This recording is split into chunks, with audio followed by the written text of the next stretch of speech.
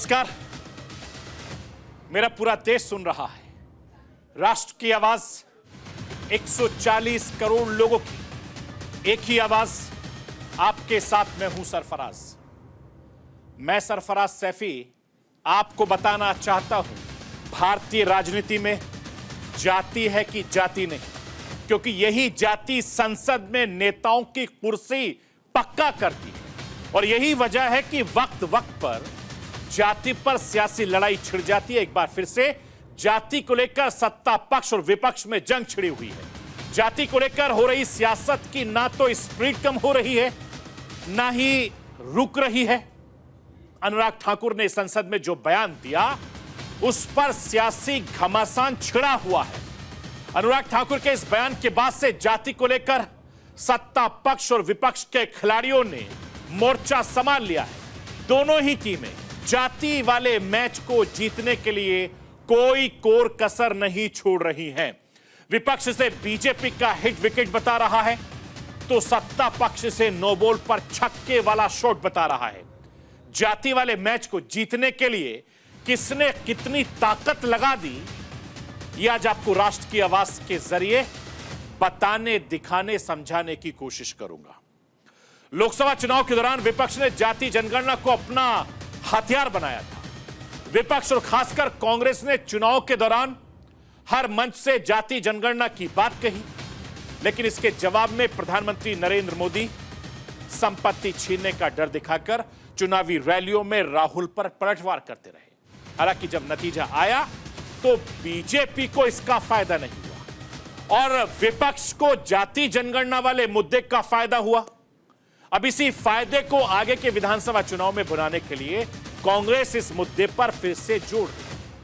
लेकिन जाति वाली बहस के बीच आरक्षण को लेकर सुप्रीम कोर्ट ने भी एक अहम फैसला सुनाया है। वो फैसला आखिर क्या है, ये राष्ट्र की आवाज के जरिए आज आपको बताऊंगा। वक्त के साथ कांग्रेस पार्टी ने अपनी सियासत में बदलाव लाई है। जिस तरीके से 2014 में बीजेपी ने अपने में बदलाव लाई और उससे कामयाबी मिली, अब ठीक उसी तरीके से कांग्रेस ने अपनी रणनीति बदल ली है। तभी तो जिस कांग्रेस का कभी नारा हुआ करता था, जात पर पात पर मोहर लगेगी हाथ पर, अब वही कांग्रेस जाति जनगणना की बात कर रही है।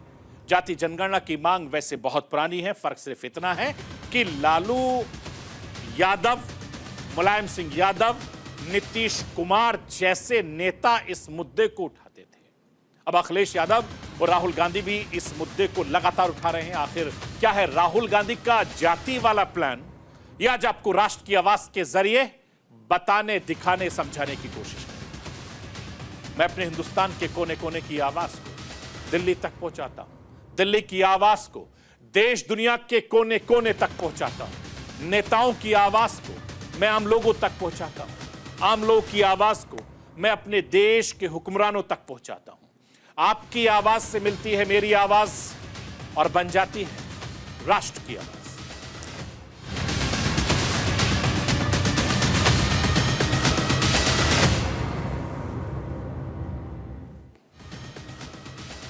दो 2024 के लोकसभा चुनाव से शुरू हुई जाति की लड़ाई अब सरकार बनाने के बाद भी लगातार चल रही है। राहुल गांधी जाति जनगणना की बात करते करते मोदी सरकार के बजट तक आ गए और राहुल गांधी ने बजट के हलवे के सहारे संसद में जाति वाला चक्रव्यूह रचने की कोशिश की, जिसके बाद पूर्व केंद्रीय मंत्री और बीजेपी के कद्दावर सांसद अनुराग ठाकुर ने राहुल गांधी पर पलटवार करते हुए ऐसे हथियार का इस्तेमाल किया कि जाति पर घमासान और ज्यादा तेज हो गया। अनुराग ठाकुर ने राहुल गांधी पर पलटवार करते हुए कह दिया कि जिसकी जाति का नहीं पता वो गणना की बात करते हैं। अनुराग ठाकुर के इस बयान के बाद लगातार हंगामा चल रहा है। अब संसद का ये जाति विवाद सड़क से लेकर सोशल मीडिया तक पहुंच गया है। कांग्रेस और विपक्ष ने मुद्दा बनाते हुए अनुराग ठाकुर के बहाने पूरी बीजेपी को घेरा है। तो भारतीय जनता पार्टी की तरफ से पूछा गया है कि जो राहुल गांधी हर किसी की जाति पूछ रहे हैं, राहुल गांधी की जाति की वजह से इतनी ज्यादा मिर्ची क्यों लगी। मैं राष्ट्र की आवाज के जरिए आपको कांग्रेस अध्यक्ष मल्लिकार्जुन खड़गे को सुनवाना चाहता हूं, सुनिए। और उसके बाद में बीजेपी के प्रवक्ता संबित पात्रा क्या कुछ जवाब दे रहे हैं वो भी सुन लीजिए। कौन पूछ रहा? वो पूछने वाले को सब मालूम है ना।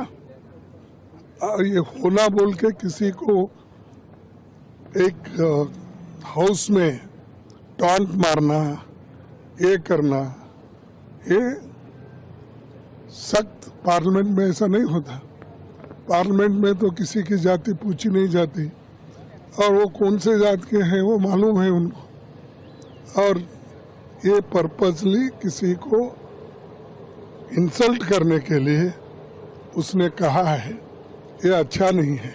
और उसके ऊपर अगर जाति पूछ लिया गया उस व्यक्ति से, जबकि नाम नहीं लिया गया, फिर भी उनको लगता है उनसे जाति पूछ लिया गया उस व्यक्ति से जो हिंदुस्तान में सबसे जाति पूछ सकता है, तो इसमें क्या गड़बड़ी है? मैं कल पार्लियामेंट में था, मुझे तो बड़ा आश्चर्य हुआ। तुरंत कांग्रेस के सारे सांसद खड़े हो गए और खड़े होकर उन्होंने कहा चिल्ला चिल्ला करके कि ये पवित्र सदन है, यहां पर किसी की जाति नहीं पूछी जा सकती। वाह! आप जाति जनगणना चाहते हैं और आप कह रहे हैं कि सदन के अंदर जाति पूछी नहीं जा सकती है, तो बाहर जाति कैसे पूछी जा सकती है? मतलब ये धरती पवित्र नहीं है, केवल सदन ही पवित्र है? अरे सदन भी पवित्र है, देश। मैं आपको यह बताना चाहता हूं कि बात यही नहीं रुकी। जाति की लड़ाई संसद में सोशल मीडिया से होते हुए सड़क तक पहुंच गई। कांग्रेस ने अनुराग ठाकुर के जाति वाले बयान पर शहर शहर विरोध प्रदर्शन किया, तो भारतीय जनता पार्टी इस लड़ाई को सोशल मीडिया के सहारे लड़ना शुरू कर दिया है।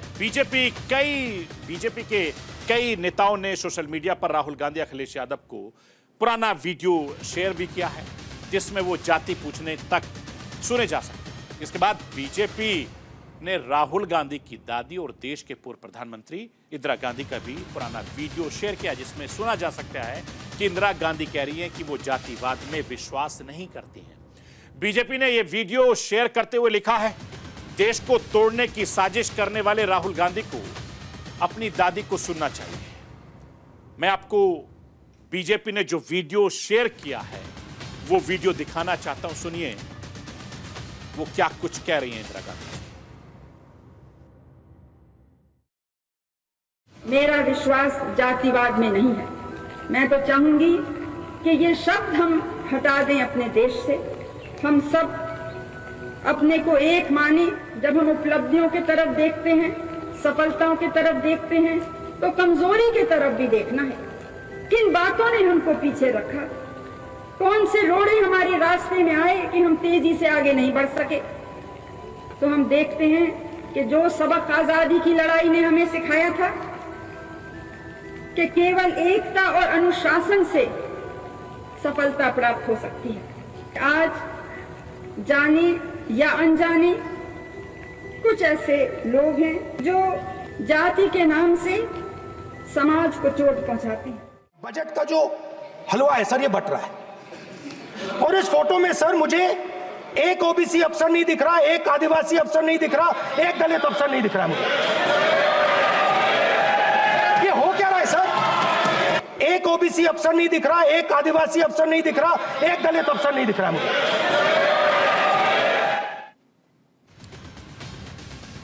मैं आपको यह भी बताना चाहता हूं, जाति पर नए विवाद की शुरुआत बजट पर चर्चा के दौरान 29 जुलाई को हुई थी, जब राहुल गांधी ने बजट बनाने वालों में ओबीसी, एससी, एसटी के बारे में पूछा।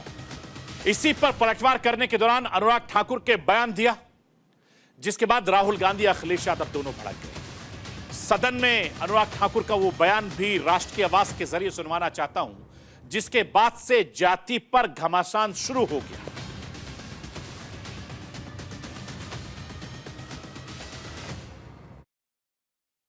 गणना की बात बहुत की जाती है। माननीय सभापति जी, जिसकी जात का पता नहीं वो गणना की बात करता है। जितना मेरा आप लोग इंसल्ट करना चाहते हैं, आप खुशी से करिए, आप रोज करिए, मगर एक बात मत भूलिए, जाति जनगणना को हम यहां पास करके दिखाएंगे। धन्यवाद। जितना करिए। अरे तो अपनी जाति भी लिखनी पड़ेगी उसमें। सभापति महोदय, मेरा आपसे केवल इतना निवेदन है, माननीय मंत्री रहे हैं, बड़े दल के नेता हैं, मंत्री रहे हैं, बड़ी बात कर रहे थे, मैं महाभारत शकुनी ये सब बातें कह रहे थे, दुर्योधन तक यहाँ ले आई है। मैं केवल सभापति महोदय इनसे ये पूछना चाहता हूँ, आपने जाति कैसे पूछ ली है बताइए बस। आप जाति कैसे पूछ सकते हैं? आप बताएं जाति कैसे पूछ सकते हैं? आप पूछ के दिखाओ जाति को। मैं आपको यह भी बताना चाहता हूं कि राहुल गांधी को लगता है कि जातिगत जनगणना का मुद्दा उठाने से लोकसभा चुनाव में फायदा हुआ है और इस फायदे को अब वो खोना नहीं चाहते। इसीलिए लोकसभा चुनाव के बाद राहुल गांधी लगातार जाति जनगणना का मुद्दा उठाने से नहीं चूकते। और ऐसे में यह जानना बेहद जरूरी है कि राहुल गांधी क्यों जाति वाला चक्रव्यूह बीजेपी के खिलाफ रचना चाहते हैं। इसके पीछे भी दिलचस्प कहानी। 2024 के चुनावी आंकड़ों पर अगर नजर डालें तो पता चलता है कि कांग्रेस ने अपना दलित वोट बैंक बढ़ा दिया है, जिसका फायदा दलित आरक्षित सीटों पर कांग्रेस ने जीत के तौर पर देखा। आखिर 2024 का वो आंकड़ा क्या है, मैं राष्ट्र की आवाज के जरिए आपको दिखाना चाहता हूं। देखिए इस आंकड़े के जरिए समझिए। हिंदुस्तान में लोकसभा की 84 सीटें अनुसूचित जातियों के लिए रिजर्व। 2019 के लोकसभा चुनाव में कांग्रेस पार्टी को दलितों के 16.7% वोटों मिले थे और कांग्रेस को सिर्फ 6 एससी सीटें रिजर्व पर जीत मिली थी। लेकिन 2024 के चुनाव में कांग्रेस ने दलितों के 20.8% वोट हासिल किए और 80 रिजर्व सीटों में से 20 सीटों पर कांग्रेस को जीत मिली। इस तरीके से कांग्रेस को 2019 के मुकाबले 2024 में 14 सीटों का सीधा फायदा हुआ था। मैं आपको यह भी बताना चाहता हूं, अगर आप भारतीय जनता पार्टी का ग्राफ देखें तो 2024 के चुनाव में बीजेपी का ग्राफ थोड़ा पलट गया। 2019 में बीजेपी को 33.3% दलित वोट मिले थे और रिजर्व 46% एससी सीटों पर जीत मिली थी। 2024 में बीजेपी का दलित वोट घटकर 34.5% रह गया था और दलित रिजर्व सीट 46 में से घटकर महज 29 सीटें रह गई। इस तरीके से बीजेपी को 2019 के मुकाबले 2024 में 17 दलित सीटों पर नुकसान हुआ था। मैं आपको यह भी बताना चाहता हूं कि 2024 के चुनाव में जो ट्रेंड पूरे हिंदुस्तान में देखा गया, उस ट्रेंड का एपिक सेंटर है उत्तर प्रदेश का अयोध्या। हिंदुत्व का पावर सेंटर पे जब चुनाव जाति से दांव से हार गए तो अयोध्या की हार को बीजेपी अब तक नहीं पचा पाई और लगातार इसी मुद्दे पर विपक्ष लगातार सरकार को घेर भी रहा। जाति पर मचे बवाल की मुख्य वजह जाति जनगणना की मांग है, क्योंकि जाति जनगणना वो मांग है जिसके दम पर विपक्ष इंडिया गठबंधन ने बीजेपी को लोकसभा चुनाव 2024 में पटकनी दी थी। और यही वजह है कि भारतीय जनता पार्टी इस बार खुद के दम पर सरकार नहीं बना पाई। जेडीयू टीडीपी जैसे सहयोगी के दम पर तीसरी बार सरकार बनी। बिहार में जातीय जनगणना के बाद कांग्रेस से लेकर पूरे विपक्ष को अब यह एहसास हो गया कि चुनाव में जीत की चाबी जाति वाले एजेंडे में छिपी है, जिससे हिंदुत्व की राजनीति का अंत भी हो सकता है। और यही वजह है कि कांग्रेस से लेकर पूरा विपक्ष जातीय जनगणना की मांग लगातार कर रहा है। याद कीजिए 2024 के चुनाव का वक्त, जब चुनावी कैंपेन के दौरान जाति वाला मुद्दा हावी था। राहुल गांधी जहां जाति जनगणना के एक्सरे बताकर बीजेपी पर वार कर रहे थे, तो प्रधानमंत्री नरेंद्र मोदी संपत्ति छीनने का डर दिखाकर चुनावी रैलियों में राहुल के वार पर पलटवार कर रहे थे। मैं राष्ट्र की आवाज के जरिए आपको एक बार फिर से चुनाव के दौरान जाति जनगणना को लेकर प्रधानमंत्री नरेंद्र मोदी से लेकर राहुल गांधी के बीच जो वार पलटवार चला था, वो आपको सुनवाना चाहता हूं। मैंने सिर्फ यह कहा कि टेस्ट करते हैं अन्याय कितना है। सारे के सारे खड़े हो गए। देश को तोड़ने की कोशिश हो रही है, देश को बांटने की कोशिश हो रही है। एक्सरे से क्या बटेगा, कैसे बटेगा? एक्सरे से सिर्फ 90% को यह पता लगेगा कि उनकी भागीदारी कितनी है। तो बड़ी इंटरेस्टिंग बात है कि सारे के सारे लोग अपने आप को देशभक्त कहते हैं, सारे के सारे जो अपने को देशभक्त कहते हैं, एक्सरे से डरते हैं। आपकी संपत्ति भी छीनना चाहती है कांग्रेस। एक्सरे कराने वाली, एक्सरे मालूम है ना, उनके नेता बोल रहे एक्सरे करेंगे। और आपके लॉकर में क्या पड़ा है वो खोज के निकालेंगे, आपके घर में क्या पड़ा है वो खोज के निकालेंगे। अगर माताओं बहनों ने थोड़ी पूंजी बचाई होगी और अनाज के डिब्बे में रखती हैं तो एक्सरे करके वो भी खोज के निकालेंगे। लॉकर में रखे आपके गहने हो, महिलाओं का मंगलसूत्र हो, कांग्रेस सब कुछ खोजने में लगेगी और फिर कहती है हम इसे छीन लेंगे और फिर उसको बांट देंगे। आपको ये मंजूर है क्या? मैं आपको यह भी बताना चाहता हूं कि 2024 के लोकसभा चुनाव में विपक्ष इंडिया गठबंधन के लिए जाति वाला दांव मास्टर स्ट्रोक का काम किया था, खासकर कांग्रेस और समाजवादी पार्टी के लिए, क्योंकि 2019 के लोकसभा चुनाव में कांग्रेस और समाजवादी पार्टी ने बहुत खराब प्रदर्शन किया था, लेकिन जाति जनगणना को मुद्दा बनाकर दोनों पार्टियों के ग्राफ में जबरदस्त उछाल देखने को मिला।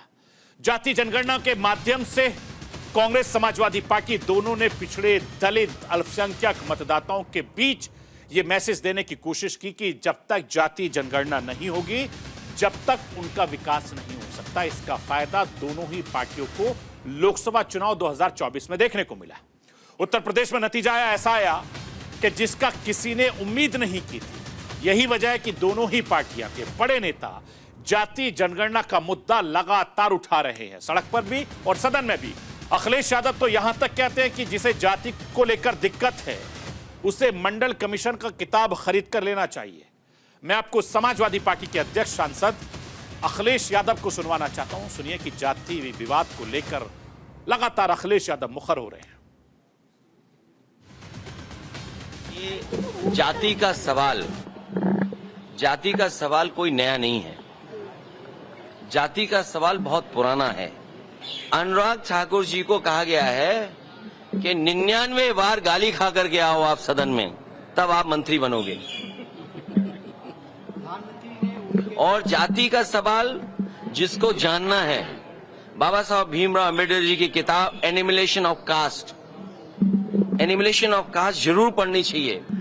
जिसको जाति को लेकर के शिकायत हो, दिक्कत हो, परेशानी हो, उसे आज ही किताब खरीद लेनी चाहिए मंडल कमीशन की और उसकी प्रस्तावना पढ़नी चाहिए।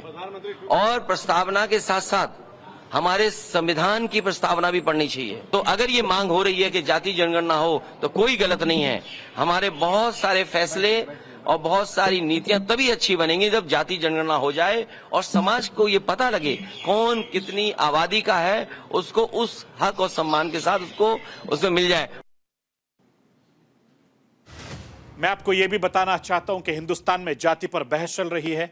सुप्रीम कोर्ट ने आरक्षण पर ऐसा फैसला सुनाया कि विपक्ष और ज्यादा आक्रामक हो गया। सुप्रीम कोर्ट ने दलितों के लिए आरक्षण कोटा के भीतर कोटे को मंजूरी दे दी। सुप्रीम कोर्ट ने कहा कि राज्यों को आरक्षण के लिए कोटा के भीतर कोटा बनाने का अधिकार है, यानी राज्य सरकारें अनुसूचित जाति और अनुसूचित जनजाति के लिए सब कैटेगरी बना सकती है। सुप्रीम कोर्ट के फैसले के बाद अब राज्य विधानसभाएं इसे लेकर कानून बनाने के सक्षम होंगी, समक्ष होंगी। और इसी में सुप्रीम कोर्ट ने 2004 में अपने पुराने फैसले पलट दिए हैं। हालांकि सुप्रीम कोर्ट का यह भी कहना था कि सब कैटेगरी का आधार उचित होना चाहिए। सुप्रीम कोर्ट के इस फैसले के बाद कांग्रेस ने बीजेपी पर और ज्यादा हमला तेज कर दिया। मैं आपको कांग्रेस नेता रंजीत रंजन को सुनवाना चाहता हूं। सुनिए कि इस फैसले के बाद वो क्या कुछ कह रहे हैं। खुशी की बात है कि आज उनका निर्णय आया है। अब सरकार से हम लोग को उम्मीद है, जो ऑलरेडी आपने सेंसेक्स को 4 सालों से लटका के रखा है, तो इमीडिएट आप जाति जनगणना कराएं और साथ में ओबीसी, एससी, एसटी के भीतर में जो सुप्रीम कोर्ट ने भी आज कह दिया कि किनके हालात ज्यादा खराब है, क्या सिचुएशन है, इमीडिएट सर्वे करवाना चाहिए। मैं आपको यह भी बताना चाहता हूं कि जाति पर छिड़ी सियासी लड़ाई कोई नई नहीं है। भारतीय राजनीति में जाति कभी जाती ही नहीं, क्योंकि यही जाति संसद में नेताओं की कुर्सी पक्की करती है। राहुल गांधी और अखिलेश यादव से पहले जाति जनगणना कराने का मुद्दा नीतीश कुमार, लालू प्रसाद यादव, मुलायम सिंह यादव जैसे उठाया करते थे। केंद्र में यूपीए सरकार के वक्त भी 2010 में जाति जनगणना की मांग हुई थी, तब कांग्रेस ने इनकार कर दिया था। अभी पिछले कुछ साल ही बिहार के मुख्यमंत्री नीतीश कुमार ने जाति जनगणना का मुद्दा जोर शोर से उठाया और बिहार सरकार ने जाति जनगणना भी करवाई। यही नहीं, जाति जनगणना की रिपोर्ट भी जनता के सामने लाई गई। जब बिहार में जाति जनगणना करवाई गई तो भारतीय जनता पार्टी उस वक्त विपक्ष में थी, लेकिन जाति जनगणना के हर स्टेप का भारतीय जनता पार्टी ने सपोर्ट किया था। बिहार में जाति सर्वेक्षण के बाद ही नए सिरे से हिंदुस्तान में जनगणना की मांग उठी। राहुल गांधी ने इस मुद्दे को लपक लिया और इसके बाद से चुनाव भी जीतने लगे। राहुल गांधी ने हर चुनाव में जाति जनगणना की बात की, जिसका फायदा कांग्रेस को हुआ। अब इसी फायदे को आगे के विधानसभा चुनाव में भी भुनाने के लिए राहुल गांधी ने नए जाति वाला चक्रव्यूह रच दिया है। जाति वाले चक्रव्यूह के पीछे राहुल गांधी का प्लान क्या है, वो भी राष्ट्र की आवाज के जरिए आपको बताना चाहता हूं। समझिए राहुल गांधी का प्लान। 2024 के चुनाव में कांग्रेस ने दलित वोट प्लस किया, कांग्रेस ने आदिवासी वोट भी प्लस किया था, कांग्रेस के मुस्लिम वोट भी प्लस हुए। राहुल गांधी को अभी पिछड़ा वोट प्लस करना है, यानी दलित, आदिवासी, मुस्लिम, पिछड़ा। राहुल गांधी को लगता है कि जातियों का यह चक्रव्यूह बन गया तो अगले चुनाव में वो पीएम मोदी को इस चक्रव्यूह में फंसा सकते हैं। और राहुल गांधी का यह भी निशाना है कि प्रधानमंत्री नरेंद्र मोदी के वोट बैंक पर है। बीजेपी पिछले 3 दशक में जिस वोट बैंक को अपने साथ जोड़ने में कामयाब है, अब वही वोट बैंक राहुल गांधी को सेंध लगाना चाहते हैं। 90 के दशक में राम मंदिर आंदोलन के बाद भारतीय जनता पार्टी 160 सांसदों वाली पार्टी बन गई थी। भारतीय जनता पार्टी ने जब दलित और पिछड़ों के वोट जोड़े तो वो 300 सीटें लेकर आगे निकल गई। यही कारनामा भारतीय जनता पार्टी प्रधानमंत्री नरेंद्र मोदी के करिश्मे की वजह बन पाई थी और इसीलिए लगातार ये आंकड़े बढ़ गए। साल 1996 के चुनाव में बीजेपी को 161 सीटें मिली थी और उस चुनाव में बीजेपी को उतनी सीटें मिली थी, उनका 49% हिस्सा अपर कास्ट यानी सर्वण वोटों का था। 1996 में बीजेपी को 33% वोट पिछड़ी जाति के मिले थे। 1996 में बीजेपी को वोट मिले। दलित वोट बैंक का हिस्सा 11% था, आदिवासी समुदाय का हिस्सा 7% था। नरेंद्र मोदी के नेतृत्व में बीजेपी साल 2019 में 330 सीटें जीत पाई थी और 2019 में किस जाति का वोट बीजेपी को कितने फीसदी मिली थी वो भी मैं राष्ट्र के आवाज के जरिए आपको दिखाना चाहता हूं कि जल्दी से वो भी देख लीजिए कि उसमें कितना बना था। क्योंकि सर्वण वोट का हिस्सा 49% से घटकर 30% तक रह गया था। ओबीसी वोट बैंक का हिस्सा 33% से बढ़कर 44% हो गया था। दलित वोट का हिस्सा 11% से बढ़कर 16% हुआ था और आदिवासी वोट का हिस्सा 7% से बढ़कर 10% हो गया था। अब वोट का यही गुणागणित कांग्रेस लगा रही है। राहुल गांधी बीजेपी के वोट बैंक को उलट देना चाहते हैं, इसलिए बार बार राहुल गांधी जाति जनगणना की बात कर रहे हैं, क्योंकि आगे अभी हरियाणा, महाराष्ट्र, झारखंड जैसे राज्यों में चुनाव होने हैं और राहुल गांधी लोकसभा चुनाव की तरह ही जाति जनगणना का माइलेज इन चुनाव में भी लेना चाहते हैं। इसीलिए सत्ता पक्ष और विपक्ष लगातार जाति जनगणना को लेकर सड़क से लेकर सदन तक भिड़े हुए हैं और ये लड़ाई अभी और लंबी चलने वाली है। ये थी राष्ट्र की आवाज। बाकी खबरों के लिए आप बने रहिए न्यूज़ इंडिया के साथ। कल रात 9 बजे फिर होगी मुलाकात।